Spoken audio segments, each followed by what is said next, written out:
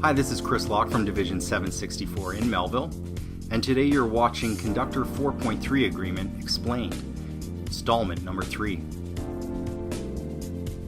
Today we're going to be covering 5 different articles. The first one, Article 43.3, Conductors Working Unfamiliar Subdivisions. Article 43.4, When Emergency Conductors Are Relieved. Article 47.3, Microwave in the Lead Unit. Article 64.1, Tours of Duty at Away From Home Terminal. And Article 100.3, Overtime regarding yard service. This is your 9/11 rule. Article 43.3, train service employees and chain gang crews in unassigned service will be assigned to regular subdivisions and will be kept on those subdivisions except in emergency on account of shortage of crews. They may be required to go on another subdivision, in which case they must be changed off with the first unassigned train service employees on that subdivision met en route. So let's give you an example here. You're called to do work on the 556 in Moose Jaw. Well, what do we need from you? Number 1, we need a photocopy of your ticket in Melville, and this establishes your hours of service. Number 2, we need your working ticket at the Away From Home Terminal, so in Regina, to show you're actually down there working. And number 3, we want you to take a look on the board to see, are you actually set up on the Regina board, or are you just down there temporarily working?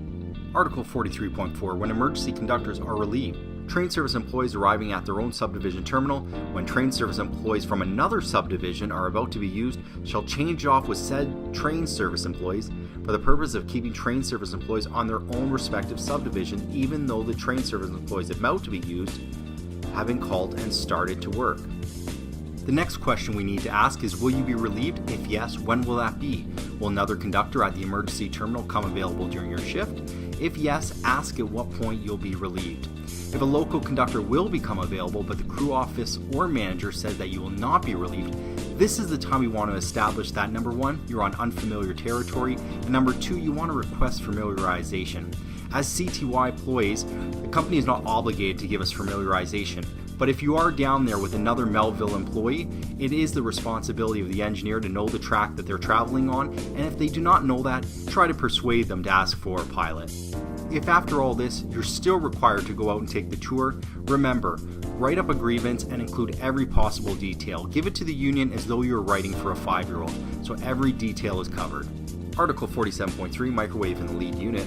Article 47.3 says all train consists with CN locomotive power will contain an operational microwave in the lead unit. So what happens when you board your unit and find that you do not have an operational microwave on board? We have a few options. Number 1, you can ask for a new lead unit. Number 2, if the trailing unit has a working microwave, ask to run through the Y. And finally, it's your responsibility to decide how important is a microwave to this trip and how do you want to proceed. If you feel this is a serious enough issue for you, it is your decision to decide how you want to proceed. Article 64, Tours of Duty at Away From Home Terminal. An employee will not be held at the Away From Home Terminal to make more than one round trip out of or tour of duty at the Away From Home Terminal. So let's give you an example of how this article should look when it's properly handled. Ticket 1, you take a train or taxi from Melville to Rivers. Ticket 2, they call you to take a taxi to Rocanville, build a train, bring it back to Rivers. Ticket 3, you're now heading home, so you're taking a train or taxi from Rivers back to Melville. What does a violation look like? Ticket 1, same idea, train or taxi, Melville to Rivers. Ticket 2, once again, they say get in a taxi, go to Rocanville, build your train, bring it back to Rivers. Ticket 3 is where our issue starts.